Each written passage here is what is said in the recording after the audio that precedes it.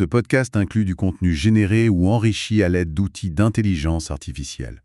Les informations partagées sont fournies à titre strictement informatif et ne constituent ni des conseils financiers, ni des conseils d'investissement, ni des conseils juridiques.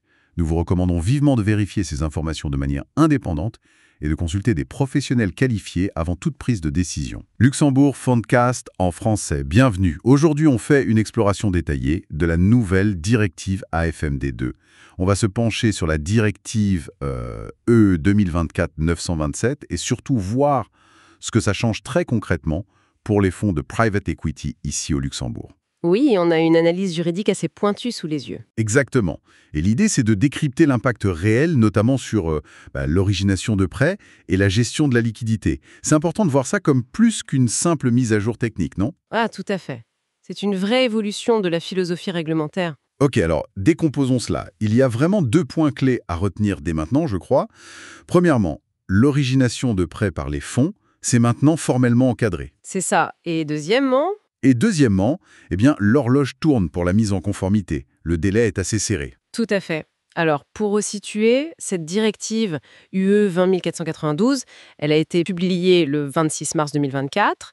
Son but, c'est de mettre un peu d'ordre, d'harmoniser le marché européen du crédit privé. Un marché qui pèse lourd d'ailleurs, hein. Ah oui, on parle de plus de 250 milliards d'euros via les fonds d'investissement alternatifs, ce qu'on appelle les FIA. Donc l'idée, c'est d'avoir des règles communes et de mieux protéger les investisseurs. Et ça passe par quoi concrètement, Evelyne? Par plusieurs piliers, un cadre harmonisé pour l'origination de prêts, une gestion de la liquidité qui se veut plus robuste, une surveillance plus attentive des délégations, un reporting plus détaillé et aussi quelques ajustements pour les dépositaires. Ce qui est intéressant, c'est cette double volonté: fluidifier le marché. Oui, fluidifier le marché intérieur du crédit, mais en même temps maîtriser les risques systémiques. C'est ça qui est assez fascinant dans l'intention législative. Et vous parliez de l'horloge qui tourne, le calendrier justement. Alors, la directive est entrée en vigueur le 15 avril 2024. Déjà? Oui. Et le Luxembourg, comme les autres pays membres, a jusqu'au 16 avril 2026 pour la transposer dans son droit national. 2026, c'est demain. Exactement. Mais attention, il y a des règles transitoires qui rendent les choses un peu complexes. Ah oui, ouais. C'est-à-dire? En gros, pour les FINA qui existaient avant mi-avril 2024 et qui ne font plus de nouvelles levées de fonds, ils sont majoritairement exemptés de certaines nouvelles limites, notamment sur le levier ou la concentration pour les prêts qu'ils octroient. D'accord. Et pour ceux qui continuent à lever des fonds? Alors eux, ils ont un délai supplémentaire jusqu'au 16 avril 2029 pour se mettre en conformité. Mais attention, pendant cette période transitoire, s'ils dépassent déjà les futurs seuils de levier ou de concentration, ils ne peuvent pas les augmenter. Ok, une sorte de gel. Et les tout nouveaux fonds? Les FIA créés après le 15 avril 2024, eux, seront soumis aux nouvelles règles dès que la loi de transposition sera en place au Luxembourg. Ce qui veut dire qu'il faut dès maintenant regarder son portefeuille de prêts, faire un audit. C'est indispensable. Il faut déterminer la trajectoire de conformité pour chaque fonds. Surtout que, on est en juillet 2025 et au Luxembourg, on n'a toujours pas de projet de loi de transposition publié. Donc on navigue un peu à vue. Pas tout à fait. Les AIFM, les gestionnaires de fonds alternatifs, doivent anticiper en se basant sur le texte de la directive elle-même et aussi sur les pratiques existantes de la CSCF, la Commission de surveillance du secteur financier. Je pense notamment à la circulaire 18-198 ou à la FAQ sur la loi AIFM. On peut s'attendre à une révolution ou plutôt à une adaptation progressive? Pour les acteurs luxembourgeois qui sont déjà bien établis, avec une bonne substance, une gestion des risques solide, je m'attends plutôt à une intégration progressive. Le cadre local est déjà assez mature sur beaucoup de points en fait. D'accord. Alors venons-en aux impacts pratiques. L'origination de prêts, c'est vraiment le gros morceau, non? Déjà, qu'est-ce qu'on entend exactement par origination de prêts? C'est une définition très large. Ça couvre l'octroi direct d'un prêt, bien sûr, mais aussi l'octroi indirect. Par exemple, si le FIA ou son AIFM est impliqué dans la structuration du prêt. Et un FIA originateur de prêts? Ce soit un fonds dont la stratégie principale est d'originer des prêts, soit un fonds où les prêts représentent plus de 50% de la valeur nette d'inventaire, la VNI ou NAV. D'accord. Et dès qu'un FIA fait de l'origination, même un peu, il y a des obligations. Oui, absolument. Tout FIA qui origine des prêts doit maintenant avoir des politiques et procédures écrites pour gérer le risque de crédit. Et elles doivent être revues chaque année. Et si le fonds revend le prêt? Alors là, il doit conserver 5% de la valeur notionale du prêt. C'est le fameux skin in the game. Pour s'assurer qu'il garde un intérêt dans la qualité du prêt. D'accord. D'autres limites? Oui. Une limite de concentration. Pas plus de 20% du capital du FIA investi dans un seul emprunteur. Mais attention, cette limite ne s'applique que si l'emprunteur est une entité financière, un autre FIA ou un OPCVM. Ah, c'est une nuance importante. Très importante. Et enfin, interdiction de prêter à des parties liées, typiquement au gestionnaire ou à ses affiliés, et interdiction d'avoir une stratégie qui consisterait uniquement à créer des prêts pour les revendre aussitôt, ce qu'on appelle l'originate to distribute. Bon, ça, c'est pour tous les FIA qui font de l'origination. Et pour ceux qui sont spécifiquement des FIA originateurs de prêts, il y a des règles en plus. Exactement. Pour eux, les contraintes sont plus fortes. D'abord, des plafonds de levier, 300% du capital pour les FIA fermés, 300%, oui. et 175% pour les FIA ouverts. Ce levier est calculé selon la méthode de l'engagement. Et par défaut, ces fonds doivent être de type fermé. Sauf dérogation. Sauf dérogation accordée par le régulateur, oui. Mais et c'est crucial, je crois, il y a une exception pour les prêts d'actionnaires. Ah oui, et elle est absolument stratégique pour le private equity.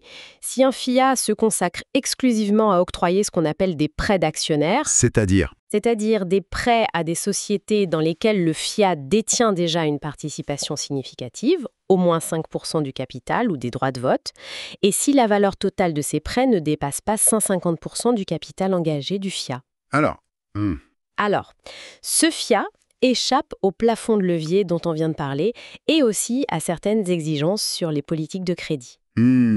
très intéressant. Il y a des conditions. Oui, une condition clé, le prêt ne doit pas pouvoir être cédé séparément de la participation détenue dans la société. Le prêt et l'action vont de pair en quelque sorte. Donc, si on regarde ça globalement, Globalement, cette exception, elle préserve une flexibilité qui est essentielle pour beaucoup de stratégies de private equity.